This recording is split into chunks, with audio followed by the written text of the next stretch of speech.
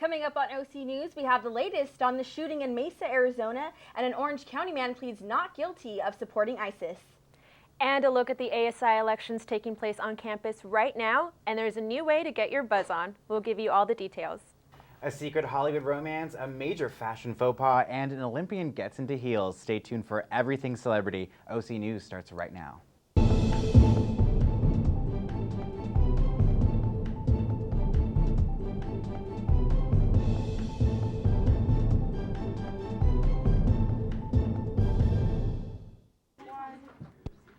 Welcome to OC News. I'm Alexandria Hernandez. And I'm Samantha Perez. OC News is brought to you by the broadcast journalism students at Cal State Fullerton. A shooting took place early this morning in Mesa, Arizona, where a man shot 3 people outside a local motel. 2 women were wounded, as well as a student from East Valley Institute of Technology. Earlier today, Detective Esteban Flores of the Mesa Police Department held a press conference to give an update on the victims. First shooting, we had 3 victims, 1 confirmed deceased, 2 female victims that were transported to a hospital, and 1 male victim who died at the scene. The third victim, which was at the Bistro restaurant, who was a student, is an adult who ran across the street. He was transported to the hospital, and he is going to survive as well. The suspect stole a car and harmed 2 more men as he was breaking into an apartment building. Mesa's SWAT team eventually caught the man with the help of the FBI and the Bureau of Alcohol, Tobacco, Firearms, and Explosives. Military authorities in Coronado have confirmed that a sailor with the U.S. Navy died during a parachute training exercise in Paris, California on Wednesday. The medical emergency call of a skydiver came down into the Riverside County Fire Department at 9:08 a.m. The individual was found along the riverbed in the area of Richard Street and Highway 74. A press release issued at 2 p.m. today stated that the U.S. Navy sailor assigned to a West Coast-based Naval Special Warfare Unit had died from, quote, injuries sustained during parachute jump training, end quote. The individual's identity remains unknown pending notification of next of kin. On November 29th, a 36-year-old man died while skydiving at the Paris facility. 2 skydivers died there in 2013, including a Marine from Camp Pendleton. 3 people have died and 4 others injured in a mass shooting outside of a Stockton market Tuesday night.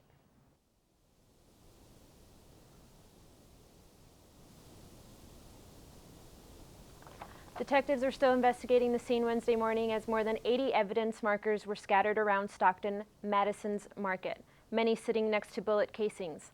The drive-by shooting happened about 8:20 p.m. on the 700 block of North Madison Street. So far, no suspect description has been given, but Stockton police said witnesses saw shots fired from a dark-colored SUV that was going southbound on Madison Street. A 27-year-old woman died at the scene, and 6 other victims were taken to the hospital. A 24-year-old man and a 20-year-old woman later died at the hospital, bringing the death toll to 3, police said. The 4 men who were still hospitalized are expected to survive. A neighbor said she heard what sounded more than 30 shots, and that based on the cadence of the gunfire, there was likely more than 1 gunman. The market is a popular place for groups to gather at night, according to the Stockton Police Department. Dozens of people came together in the area Tuesday after the shooting, and additional police had to be called in to help control the crowd. Investigators said they were having difficulty getting any information from witnesses, which could help them identify who was responsible for the shooting. Drought conditions are getting worse here in California, so much that new emergency water restrictions have been issued. As Alexis DeMonte reports, these restrictions are going to affect just about everyone from hotel guests to homeowners. The State Water Resource Control Board voted yesterday to add several new regulations concerning water use in California as the state enters its 4th year of drought. Restaurants and bars can't bring out water unless customers ask. Hotels must offer guests an opportunity to decline fresh sheets and towels. Homeowners can only water their lawns twice a week, and hosing down driveways and sidewalks is banned. And decorative fountains like this one could go dry if they're not using recirculating water pumps. Violating any of these regulations can bring up to $500 in fines. So remember for everyone to do their part and help conserve water. I'm Alexis DeMedante, back to you guys in the studio. An Orange County man originally charged with lying on a passport application so he could travel to Syria pleaded not guilty in federal court Monday to new charges, alleging he also tried to provide ISIS support. Adam Daindick, also known as Fadi Daindick, was charged on March 4th with a single count of attempting to provide material support and resources to a designated foreign terrorist organization. 2 counts of making a false statement on a passport application obtained to facilitate international terrorism, and a single count of obstruction of justice for allegedly trying to destroy records after his arrest last July. FBI agents stopped the 21-year-old as he was trying to board a Delta Airlines flight at John Wayne Airport to Istanbul, Turkey on July 2nd. Daindick allegedly told investigators that he was traveling to Syria for the purpose of pledging his alliance to the Islamic State of Iraq and Syria, ISIS, a known terrorist organization, that he would assist ISIS with anything that ISIS asked him to do, and that he believed the killings of the U.S. soldiers are justified killings. Federal court papers stated Daindick's trial is set to begin on June 16th. If convicted on all charges, Daindick faces a maximum of 90 years in federal prison. Have you voted yet? ASI elections are happening now. Yvonne Hoskins is out at the polls taking ASI. ASI elections are taking place right now, as you can see behind me. The voting polls will be open till 8 o'clock tonight, and they'll reopen tomorrow from 8 a.m. to 8 p.m. You can vote at McCarthy Hall, Mahalo Hall, the TSU, and the library, but remember, you're going to need your Titan card. Or you can vote online at vote.fullerton.edu. The only candidate for president is Michael Badal, and the only candidate for vice president is Katie Johnson. The choice is clear, so make sure you get to the polls and get out there and vote, Titans. The popular ride-sharing service Uber has been banned in Germany. And in sports, Titans are in action tonight on the field. The baseball team is hoping to end a losing streak. Spring has almost sprung. Will we see spring showers or more of this summer weather? I'll have it all for you after the commercial break.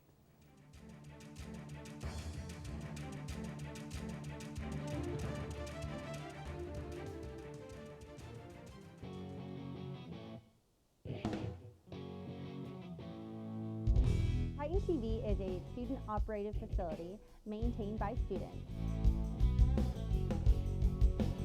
It's on the Cal State Fullerton campus, and it's a great opportunity for Cal State Fullerton students to get hands-on experience directly in a studio environment.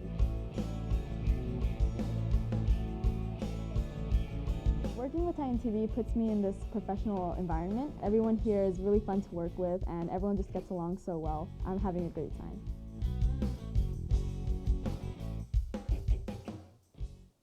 It's the middle of March, but it feels a lot like summer. Will this hot weather continue? Let's check in with Kelsey Lujan to see what's up with the rest of this week. Kelsey? Thanks, Alexandria. Now, we have been having very interesting weather. Is it warm? Is it cold? Kind of cloudy? Let's take a look at our current temperature. So we can see it's a low of 73. The current temperature with wind at 12 miles per hour. So it is kind of windy outside, but it's also very warm. We have 56% humidity. The sun rose today at 6:56 a.m. and it will set at 7:01 p.m. Now let's take a look at our 5-day forecast.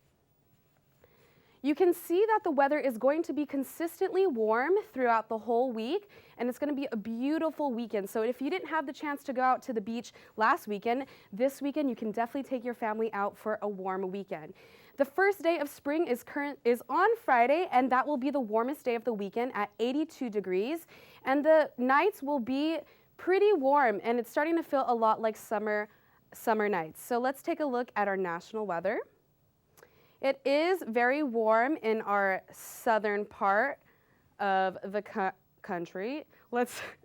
In our northern part, you can see that it's a lot cooler in New York and Chicago. So although we are getting ready for our spring break, it looks like they still have some chilly weather.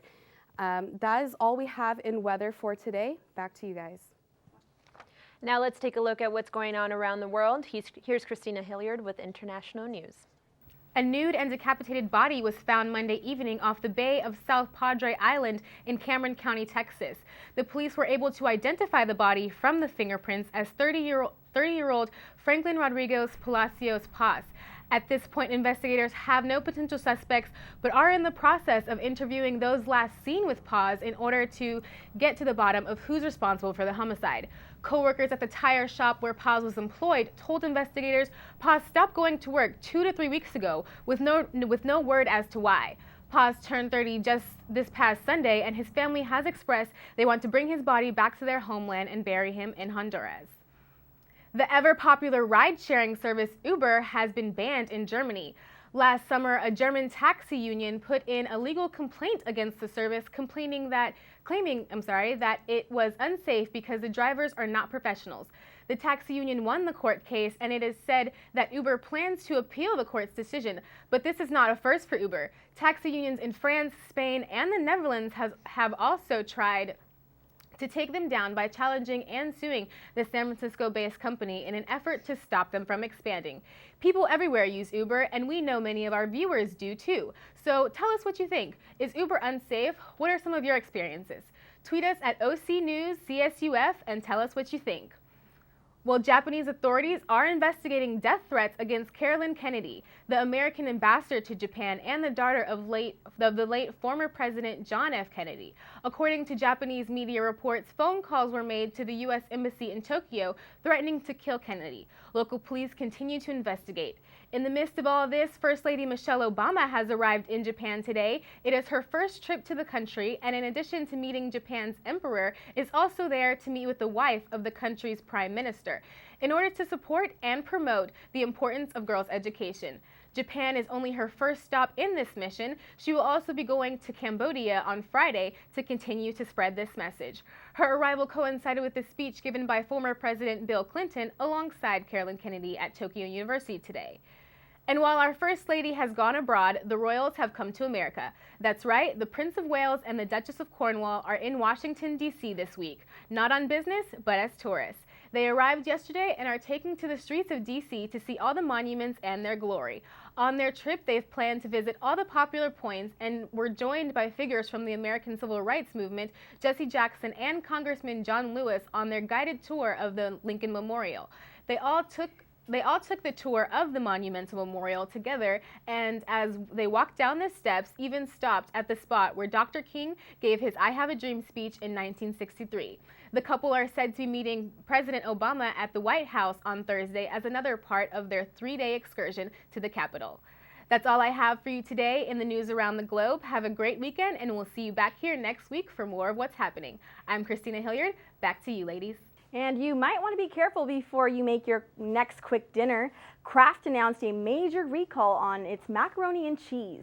Officials say some of their 7 1/4 ounce boxes of mac and cheese may contain small metal pieces. Roughly 242,000 cases are included in the recall, and the boxes have a use-by date of September 18th. Officials say with the company that you should return the product to where you bought it from for a full refund. There are no reports of injuries or illnesses related to the recall. Federal regulators approved alcohol last week. This means the novelty item could be on the liquor store shelves this summer. The item does have its fair share of critics, and some states have already banned the product. But what exactly is it? We are experiencing some technical difficulties. So let's go ahead and see what's going on in the world of tech with Jasmine Kianfard. Hey there, techies. Well, this week's starting to look a little something like a scene out of Back to the Future. I think we can all agree traveling can be fun, but the travel process, not so much. Airports are crowded, hectic, and often leave travelers running to their gates. Well, now you may be able to go to the airport, land, and drive home without ever even leaving your seat. Slovakian company is turning science fiction into reality with their new flying roadster. AirMobile says it's designed a flying car that can land just about anywhere. No airport required. Only 250 meters of grass strip is enough for takeoff, and just 50 meters is needed for landing. The roadster has a range of 430 miles and can reach up to speeds of 124 miles per hour. So how long do you have to wait before being able to land in the garage? Company says in just 2 years, the roadster could be ready for takeoff, which gives you plenty of time to get that pilot license. Now for all you tweeters, Facebookers, and Snapchatters, you know who you are. But if you're also a parent, you might want to listen to this. More than 50% of moms talk about their children on social media. But how much is too much? A new research at the University of Michigan studied social media and safe parenting.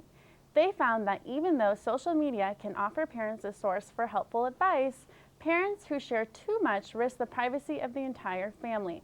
Strangers have now reportedly stolen and misused family photos through a new trend called digital kidnapping.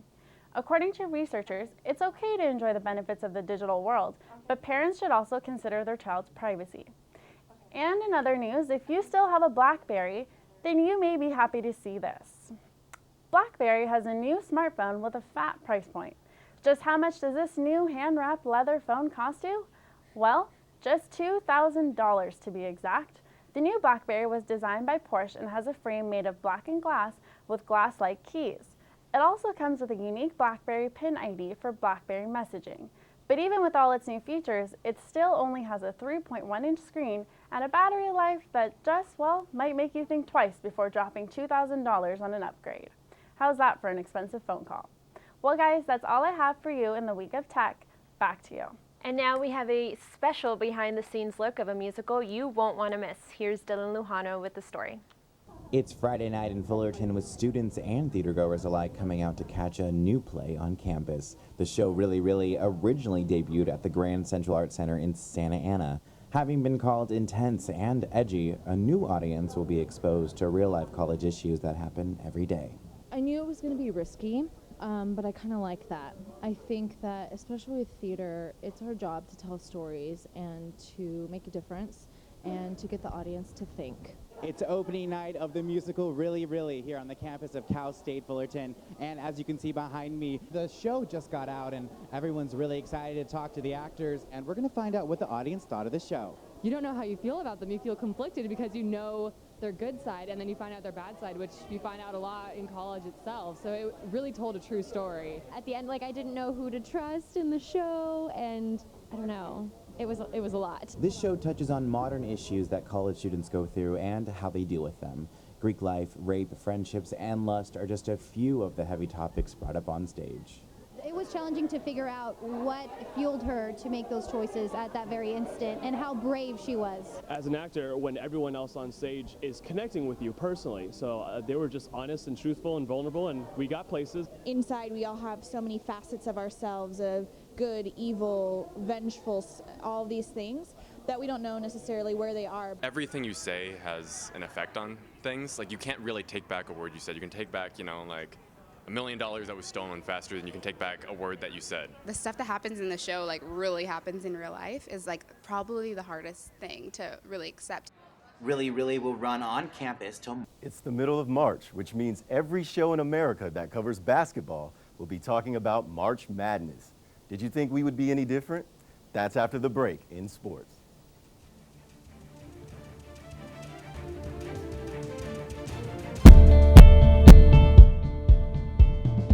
It's what powers our journey to reach unimaginable heights. It fosters a sense of yearning to create, explore, and soar. It strengthens our will to climb to the top. It's the bedrock of our conviction that nothing's impossible. It transforms us and sets us free to thrive and build lives of purpose. Titan Pride is at the heart of who we are.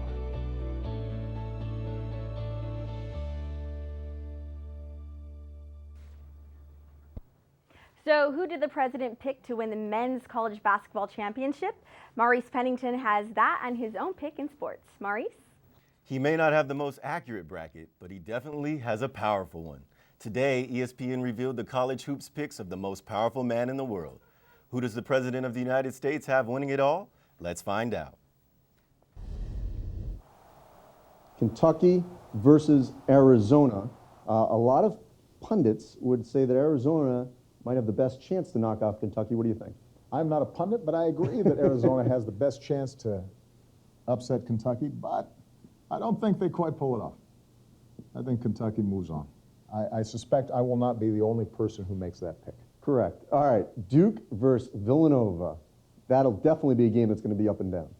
This one, I'm going to pick what may be seen as a mild upset, although Nova, obviously is ranked high. It hasn't gotten as much attention, doesn't get as much airtime. But this, I think, may be Nova's year to get to the finals. All right, so we have a Kentucky-Villanova final on April 6th. What are the chances that Kentucky wins its second national championship under John Calipari and goes 40-0? The chances are high. And I'm putting Kentucky in here. Kentucky obviously has as good of a chance as any team. They are prohibitive favorites, and for good reason. I agree with you. Kentucky, 40-0. Let's do it. All right. Thanks, Mr. Thank. Pressure's This is going to be the year, guys. I'm winning the... I know, more than the presidents, you want to know who I have winning it all. Well, my pick is the University of Arizona. You can call it a West Coast bias, but I'll call it a Stanley Johnson bias. Johnson, who is a Fullerton native and modern-day graduate, was in the top 5 for the Wayman Tisdale Freshman of the Year award and was voted into the United States Basketball Writers Association's all-freshman team. He averaged 14 points, 7 rebounds, and 2 steals per game this year. And guard play is huge in the NCAA tournament. If Johnson steps up in the postseason, as he did when he was at Mater Dei, watch out. As for them beating Kentucky, since 2003, number 1 seeds are just 9 and 12 against number 2 seeds. The round of 64 begins tomorrow, March 19th, starting at 9:15 a.m. when number 3 Notre Dame takes on number 14 Northeastern. Arizona also faces Texas Southern at 11:10, and the number 1 seed overall, Kentucky, continues their path to perfection versus number 16 Hampton at 6:40 p.m. It may not be as exciting, but the NBA's regular season is winding down.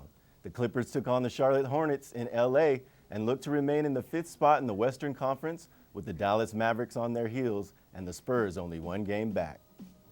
The pregame handshake with Blake there. There it is. I apologize for that. There's the pregame handshake as promised. Blake Griffin receives a pass from Chris Paul, and he says, "Dunk you very much." He would have 15 points in the half. Then J.J. Redick comes around the screen, and he puts his team up 18. The Clippers were all good until the 3rd quarter, when Mo Williams steals the ball and goes coast to coast for the layup. That'd be 2 of his 18 points. He also had 8 assists. And then Glenn Davis also with the turnover. The Charlotte Hornets actually capitalized 12 points off of 8 Clippers turnovers in the 3rd quarter. Mo Williams in the corner, and he'll take all 3 of those. The Clippers would be able to put it away, though, but not before a nice play from Michael Kidd-Gilchrist on the floor passes to teammate Gerard Henderson, who knows how to finish.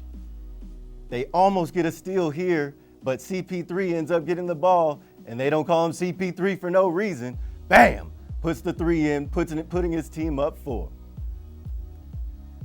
Blake Griffin facing up, he drives the lane. It doesn't have to look pretty, it just has to go in. The Clippers would end up winning 99-92. After dropping 4 games, Cal State Fullerton baseball looks to get a win tonight when they host Cal State Bakersfield at 6 p.m. at Goodwin Field.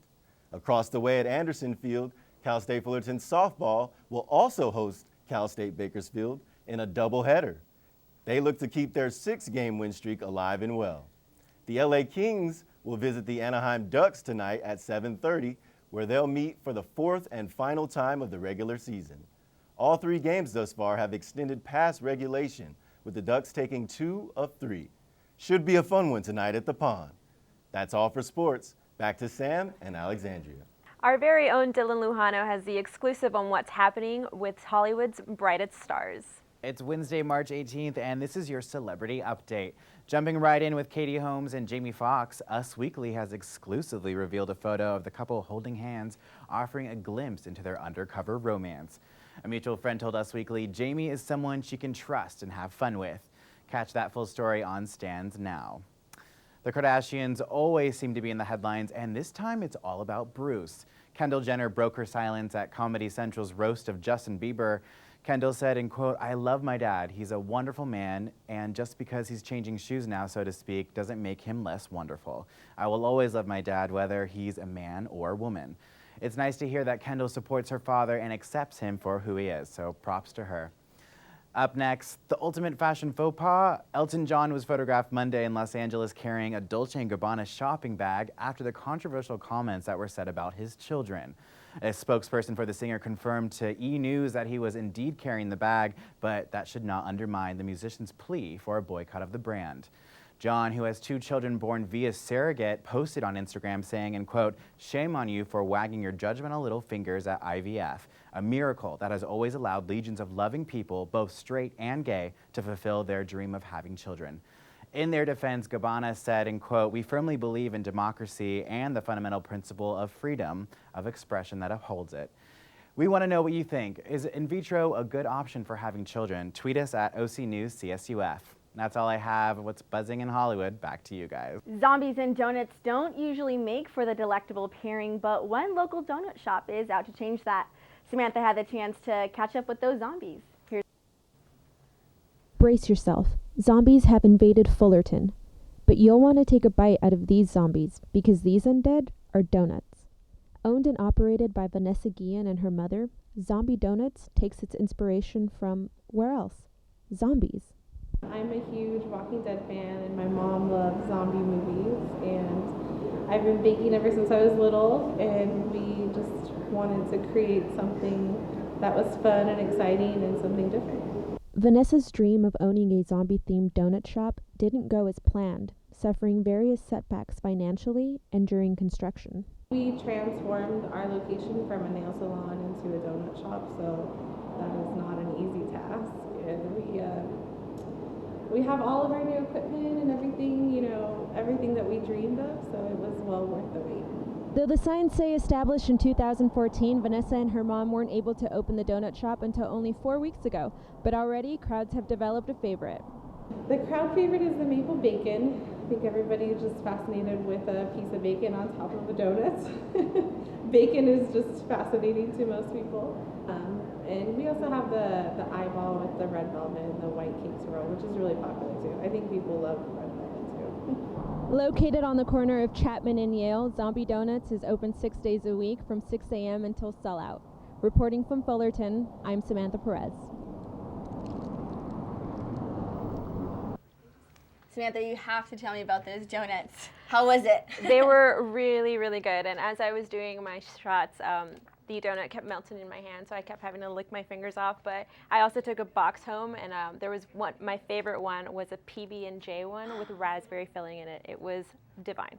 Oh my gosh, I'm gonna have to try that out. Donuts are my guilty pleasure. Yeah, so. Don't have them if you're on a diet this year, though. So good to know. That's all we have for you today, guys, here at OC News. Make sure to tune in again Monday at 5. Have a good night.